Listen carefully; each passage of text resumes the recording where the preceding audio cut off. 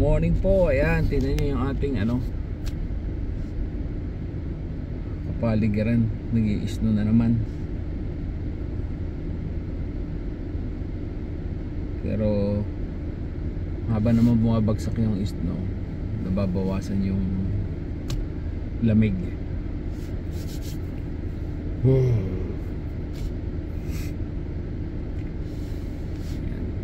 Yung heater ko sa loob ng sasakyan nakatapat lang dito sa kamay ko. Lamig. Kaya dapat talaga pag meron tayong dalang gloves isuot. Pag hindi kasi pag pinasok na ng lamig, wala na. On the way na po tayo pa uwi. Ayan, yun po yung dinadaanan. Ayan po yung Canada Post. Diyan po ako naglinis ng matagal.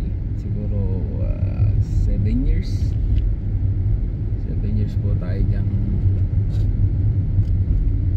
nag-cleaning.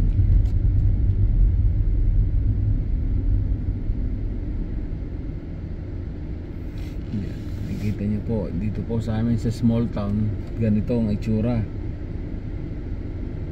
Hindi po tulad ng mga big cities na kahit Sunday busy.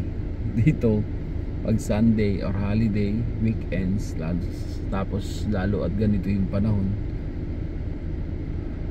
no, ang mga tao hanggat maaari nakastay lang sa bahay. So wala ka rin nga naman pupunta, wala kang paglilibang kundi groceries lang, grocery store lang. Ayan.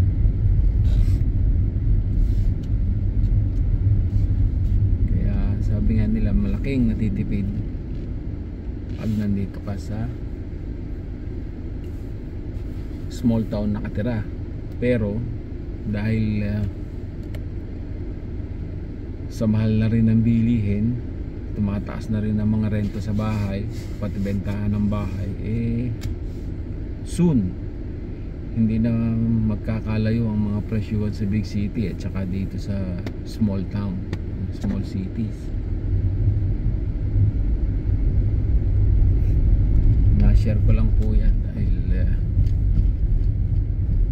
tuwing nag-grocery kami ni Mrs., napapansin namin na talagang ang mahal na. Sabi ko nga sa kanya noon, nung bago-bago ko, siyempre talaga naman tumataas nga, pero sobra,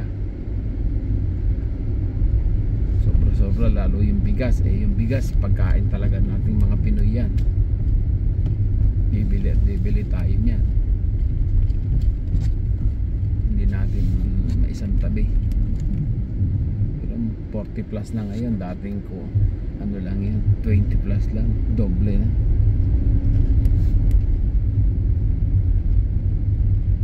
Ayan po, ito po yung aming daan pa uwi sa bahay.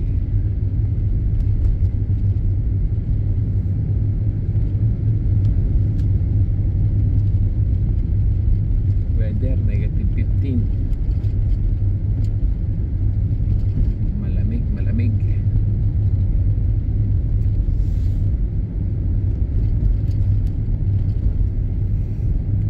Ay galing sa grocery, magluluto po tayo ng sopas. Yun na yung panghapunan ko at pambaon din ni Mrs. sa work niya. So ganito kasi ang arrangement namin. Pag siya ang day off, siya naman ang luto na luto. Pag ako naman ang day off, ako din ang magluluto. Siyempre linis bahay kasama laba, di ba? Yan ang buhay abroad. Ganyan din naman talaga sa atin. Wala kang tulak kabigin sa mga yelo na to. Grabe. Ito nga pala yung highball namin.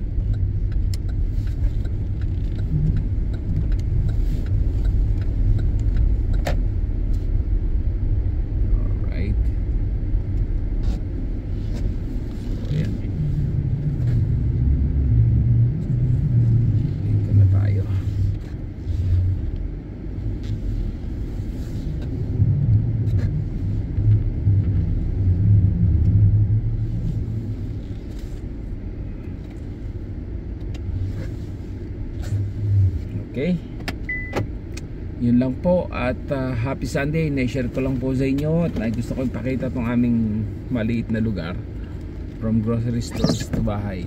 Konting short trip lang tayo. Okay, dito po yan sa Weyburn, Saskatchewan. God bless.